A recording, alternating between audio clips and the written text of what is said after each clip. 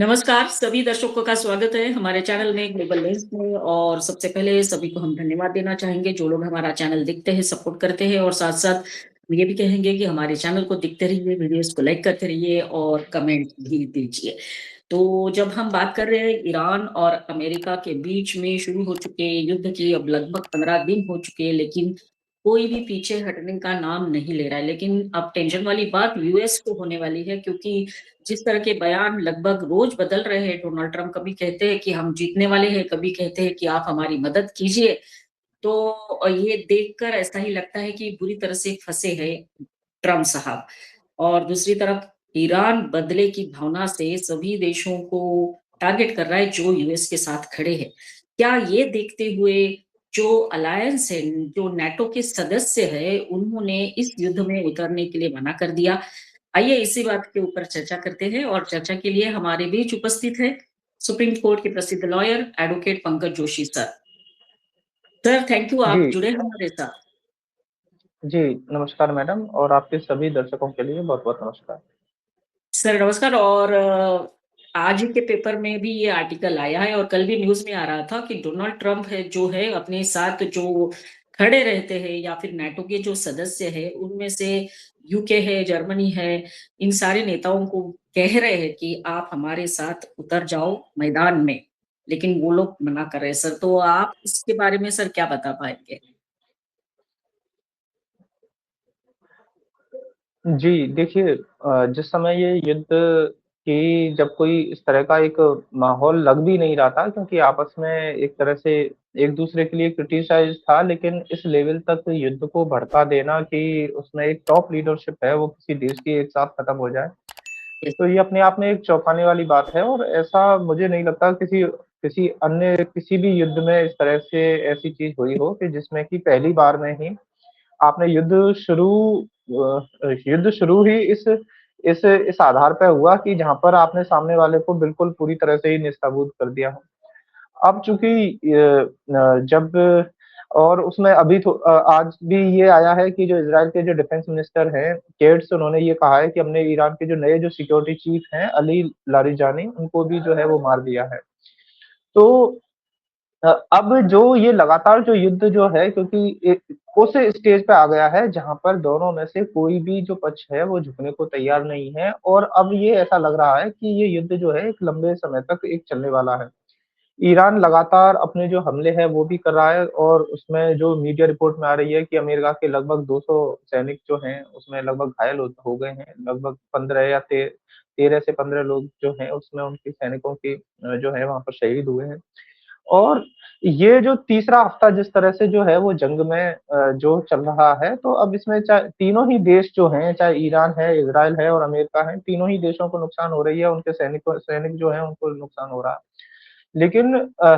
जो अमेरिका सेना की जो सेंट्रल कमांड है, वो इस बात के लिए पूरी तरह से अब अपने आप को अ, इस सेटलमेंट में है कि आगे जो है वो युद्ध किस तरह से ना केवल ईरान में बल्कि जिस तरह से ईरान ने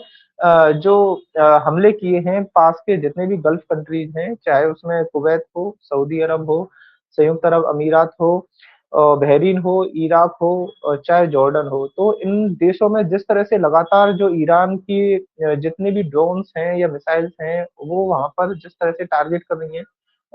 और चाहे यूएस के जो वहाँ पर ठिकाने हों, उन पे एज़ वेल जो सिविलियंस भी कुछ इलाके हैं, उन पर भी जो है उन पर भी वहाँ के अटैक हो रहे हैं। तो अब ऐसे समय में जो है ये निश्चित तौर पे कहते हैं क्योंकि अब ये लगातार अब जो ट्रम्प हैं उनका बयान आ रहा है कि ईरान युद्ध जो है वो खत्म होगा, जल्दी खत्म होगा। लेकिन उसके बाद जिस तरह की जो लगातार एक्टिविटियाँ जो देखी जा रही हैं जिसमें कि ये लग रहा है कि अ क्योंकि ट्रम्प ने ये भी कहा है कि ये खाड़ी देशों पे जो हमला जो ईरान की जो जवाबी कार्रवाई है, ये इन्होंने गलत किया है क्योंकि इन सभी देशों की सुरक्षा की ज़िम्मेदारी भी अमेरिका की बनती है। तो अब ऐसी स्थिति में जब ये युद्ध आगे बढ़ता है, तो अमेरिका इस युद्ध को से पीछे तो नहीं हट सकता है।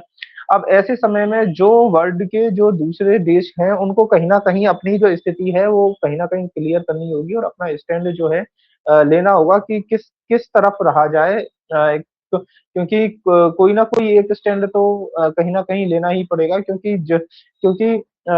क्योंकि इस बात को ट्रम्प ने भी कहा कि उनके भी जो इंटेलिजेंस ऑफिसर जो थे, उन्हें इस तरह के हमले की उम्मीद नहीं थी कि ईरान जो है वो जवाबी कार्रवाई इस तरह से करेगा और इन सा और जो भी खाड़ी देशों में जो भी ठिकाने हैं, उनको इस तरह से निशाना बनाएगा।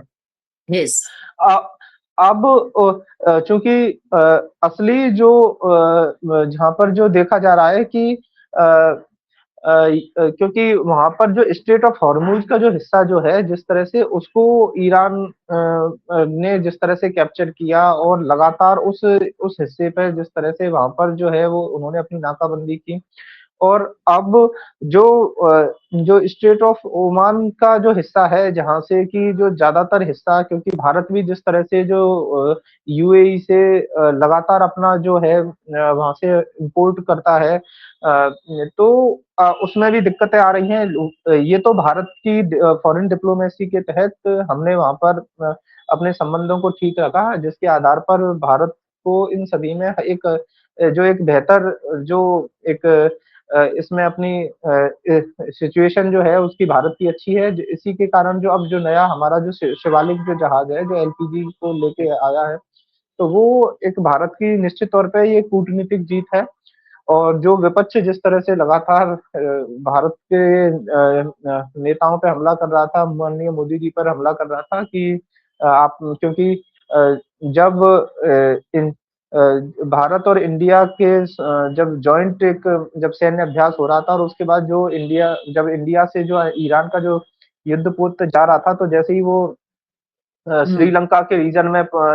जब वो इंटरनेशनल उसमें पहुँचा तो वहाँ पर जिस तरह से अमेरिका के उस पर अटैक करते हुए जिस तरह से उसको खत्म किया, तो उसके बाद जो भारत का पूरा विपक्ष जिस तरह से भारत की सरकार पर जिस तरह से सवालिया और निशान उठाने लगा था, तो अब वो कहीं न कहीं जब उसने देखा है कि भारत के किस तरह से एक भारत ने स्टैंड लिया है और उसके दोनों ही देशों के साथ किस तरह से एक न्यूट्रल रिलेशन है और उसमें दोनों ही देश जो है वो भारत को अपने एक सकारात्मक नज़रिए की दृष्टि से देख रहे हैं। तो ये भारत के लिए जो है एक अपने आप में एक जीत है। अब ऐसे समय में जब युद्ध आगे बढ़ रहा है तो अमेरिका अपने चाहे नाटो कंट्रीज़ हों, चाहे यूरोपियन कंट्रीज़ हों, चाहे वेस्ट के अन्य कंट्री हों, चाहे जिसमें जर्मनी हो, फ्रांस हो, तो इन सभी में इन सभी से डिस्कशन हो रहा है कि किस तरह से जो चीज़ें हैं वो आगे बढ़ेंगी। अब ख़ास करके जैसे फ्रांस के राष्ट्रपति हैं इमैनुअल मैक्रों जब उनसे जब जो बातचीत है उसमें ये सारी चीज़ें हैं तो उसमें कहा है कि ईरान जो है उसने युद्ध शुरू नहीं किया है क्योंकि ईरान के जो राष्ट्रपति हैं मसूद पेज़ेश्कियान उन्होंने फ्रांस के राष्ट्रपति से इस बारे में जब डिस्कशन किया तो उन्होंने कहा कि ईरान ने युद्ध शुरू नहीं किया है और जो देश जो है हम अपनी सुरक्षा के लिए जो है वो जवाबी कार्रवाई कर रहे हैं। तो उसमें जो भी अंतर्राष्ट्रीय समुदाय इस तरह से हैं, तो वो किस तरह से हमारा साथ दें उन्होंने इस बात में कहा है। यस। क्योंकि अ, जी और उन्होंने जो है डोनाल्ड ट्रंप के लिए भी जो है वो संदेश दिया है कि ईरान पर जो है वो पहले हमला हुआ है, तो हम जो है वो अपनी रक्षा कर रहे हैं। तो इस बात के लिए है और जहाँ जर्मनी को देखें तो जर्मनी ने तो एक बिल्कुल क्लियर स्टैंड ले लिया है कि न कि हमने नहीं कहा, ना हमसे पूछ के अमेरिका ने इस युद्ध को लड़ा है, तो हम नहीं तो ये जो युद्ध जो हो रहा है, तो ये उनकी मर्ज़ी से हो रहा है, तो इसमें हमारा कहीं भी किसी भी तरह का कहीं कोई रोल है ही नहीं। तो वो इस तरह से जो है अपनी बिल्कुल जर्मनी जो है वो बिल्कुल अपने अलग है और जहाँ यूरोपियन कंट्री की बात है, तो यूरोपियन कंट्री जो है वो सबसे पहले यूक्रेन को उसमें शर्तों का आधार बना के रख रहे हैं कि सबसे पहले जो यूक्रेन है उसको वॉर से हमें बाहर निकालना होगा। तो वो कहीं न कहीं अमेरिका के को इस बात के लिए कह रहे हैं कि हमारा जो देश जो है वो इस तरह से जो बीच जो वॉर में एक तरह से फँसा हुआ है रूस के साथ, तो कहीं न कहीं वहाँ पे शांति हल होना चाहिए। और और बाकी के सभी जो भी कंट्रीज़ हैं, वो इस समय लड़ाई के माहौल में अपना-अपना हित देखने की कोशिश कर रहे हैं और ऐसे समय में चाहे ये जितने भी छोटे देश हों, चाहे कतर हो, बहरीन हो, ये सभी देश जो हैं, ये भी अपने-अपने किस तरह से उन्हें फ़ायदा होगा और कैसे वो अपने समीकरण उस रीजन में तलाशेंगे, क्योंकि अब जैसा कि देखने में आ रहा है कि दुबई के शहर हों, चाहे गल्फ कंट्रीज के जितने भी शहर हों, सभी में रियल एस्टेट बिल्कुल क्रैश हो चुका है, प्रॉपर्टीज बिल्कुल क्रैश हो चुकी हैं। यस। और और वहाँ क्योंकि इसराइल ने भी जिस तरह से लगातार उनके क्षेत्र में जहाँ से ऑयल जो है उसकी जो सप्लाई है, या उस क्षेत्र में भी जिस तरह से अटैक किए हैं, तो ये कहीं ना कहीं उस पूरा जो रीजन है वो इस समय बिल्कुल डिस्टर्ब हो चुका है। और अब इसमें तो यही है कि दोनों जो देश हैं वो एक संयम का परिचय देते हुए आगे आगे निकलें, और एक दूसरे को जो है वो कहीं न कहीं इस बात को तैयार करें, और वहाँ की जो जो एक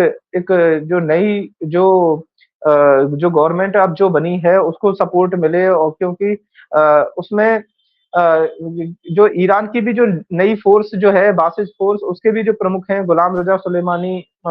और जो सुरक्षा परिषद के प्रमुख हैं, ये इन सभी की डेथ होने के बाद ये लग नहीं रहा है कि ये जो माहौल है ये अब शांति की तरफ बढ़ेगा, क्योंकि इसमें जिस तरह से जो लगातार जो एक हमला हो रहा है, तो वो कहीं न कहीं और आगे तेज़ गति से ही बढ़ने की उम्मीद लग रही है। और अब ऐसे समय में यूनाइटेड नेशंस जो है वो भी इस तरह से, क्योंकि कुछ और जो छोटे देश हैं, डेनमार्क वगैरह, उन्होंने भी इस बात को आगे उठाया है, और उन्होंने उस बात को भी कहा है। तो अब आगे ये देखना होगा कि ये किस तरह से आगे इसमें मैटर होगा। तो निश्चित तौर पे लेकिन विश्व की शांति के लिए कहीं न कहीं ये इस समय बड़ी ही चिंताजनक स्थिति है। Yes sir. आपने जो बताया वो बिल्कुल सर, अभी जब जितनी भी रिपोर्ट्स आ रही है उसमें तो ये दिख रहा है सर। और साथ-साथ सर यूके के प्राइम मिनिस्टर ने भी बोला है कि ये हम इसके बीच में नहीं आएँगे, वाइडर वॉर को के बीच में हम नहीं आएँगे। वाइडर वॉर के बारे में बात कर रहे हैं, मतलब इसका मतलब वो भी ये मान रहे हैं कि ये युद्ध अब लंबा चलने वाला है। साथ जर्मनी का भी आपने बताया कि वो लोग भी नहीं चाहते इस युद्ध में आना। तो सर अभी जो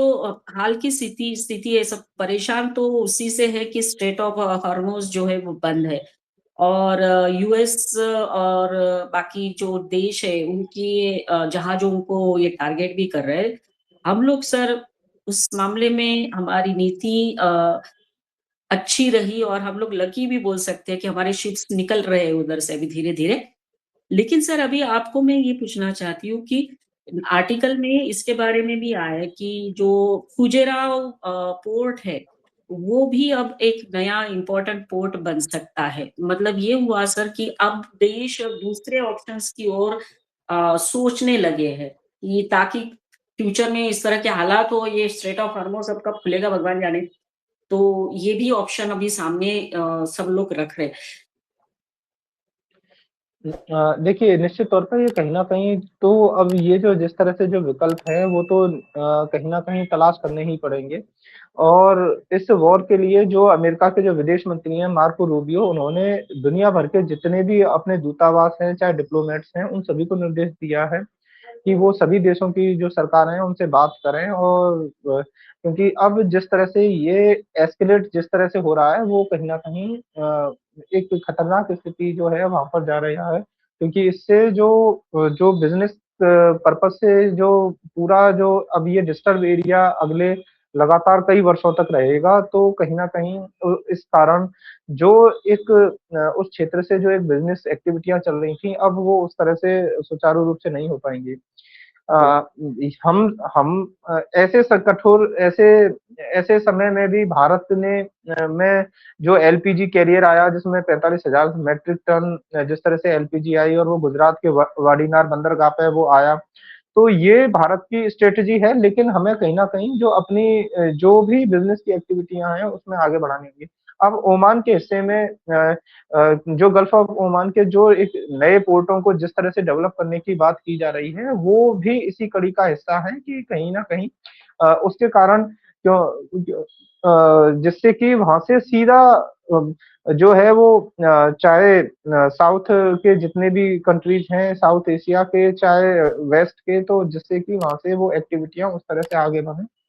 यस सर। क्योंकि इस समय जो नॉर्थ का जो बहरीन का या कुवैत का या इराक का जो हिस्सा है, वो सारा इस समय इतना अधिक डिस्टर्ब हो चुका है और उस रीजन में से कहीं न कहीं निकलना निश्चित तौर पे अभी तो बहुत ज़्यादा डिफ़िकल्ट रहेगा और उसमें कोई भी देश इस समय नहीं कह रहा है। डेनमार्क ने हालाँकि ओपनली कहा है कि चाहे कोई भी बात हो लेकिन जो स्ट्रेट ऑफ हॉर्मुज़ है उसे ओपन रहना चाहिए। अगर युद्ध अपनी जगह है और व्यापार अपनी जगह है, 2 देशों के बीच में इस तरह से लेकिन जब युद्ध हो जाता है तो कहीं कोई एक-दूसरे की को सुनना ये तो निश्चित तौर पे बड़ा ही मुश्किल है क्योंकि लगातार तेहरान में जिस तरह से जो है जो विस्फोट हो रहे हैं और उसी तरह से इज़राइल के ऊपर भी जिस तरह से लेबनान के माध्यम से वहाँ पर अटैक हो रहा है, तो दोनों कंट्रियों में जो है वो युद्ध की कहीं इस तरह से कोई भी आशंका नहीं लग रही है और जो नए चीफ हैं जो मोज्तबा खामनेई हैं, उन्होंने भी इस बात को कहा जब उनसे मीडिया की जो रिपोर्ट आ रही है, तो उसमें उनका भी जो रवैया है, वो सख्त दिखाई दे रहा है कि वो इस युद्ध को किसी भी लेवल पे रोकना नहीं चाहते हैं। तो बिल्कुल। इन सारी चीज़ों में जो एक क्योंकि उस क्षेत्र से जो जो तेल का जो है क्योंकि इस समय जो दुबई का जो क्रूड ऑयल जो है उसकी रिकॉर्ड स्तर पे वो 153.24 डॉलर जो है 153 155 रुपए तक जो है उसकी डॉलर प्रति बैरल पहुँच चुकी है। तो इस समय जो कच्चा तेल है वो दुनिया में सबसे अधिक महँगा हो गया है। तो यस। ये जो तेल का जो बाज़ार है इन इन इ इसमें निश्चित तौर पे ही कहीं न कहीं जिस तरह से जो महँगाई देखी जा रही है वो वो एक अपने आप में बड़ी ही चिंताजनक स्थिति है। भारत में अभी तक कम से कम देखा जा रहा है कि रेट नहीं बढ़े हैं। ये भी बहुत बड़ी बात है कि ऐसे समय में क्योंकि भारत का सारा जितना भी है वो उसी उसी रीजन से अलग-अलग देशों के माध्यम से हम सबसे ज़्यादा इम्पोर्ट करते हैं। तो म हम तो ये अमेरिका से ये छूट मिलना कि हम रसिया से ले सकते हैं, ये अपने आप में बड़ी बात है कि उन्होंने हमें पूरी तरह से छूट दे रखी है। अन्यथा भारत की इतनी बड़ी आबादी के लिए, विशाल आबादी के लिए और चीज़ें सँभालना अपने आप में बड़ा ही चुनौतीपूर्ण इस समय होता। और जहाँ तक अब सीज़ फायर या आपस में देशों के लिए तो उसमें फ़िनलैंड ने बड़ी ही बेबाकी ढंग से भारत को मध्यस्थता करने के लिए कहा है। वहाँ के राष्ट्रपति अलेक्जेंडर स्टब जो हैं उन्होंने भी सुझाव दिया कि ईरान और अमेरिका के अगर सीज़ फायर में कोई देश भूमिका निभा सकता है तो वो भारत है। जैसे कि जो जो क्योंकि कोई भी यूरोपीय देश जो है वो इस तरह से कहीं कोई भूमिका नहीं निभा सकता है और इसलिए उन्होंने इस बात के लिए कहा कि भारत अगर इसमें दोनों देशों के बीच में रहे तो कहीं न कहीं जो इन दोनों देशों के बीच में जो है वो युद्ध रुक सकता है।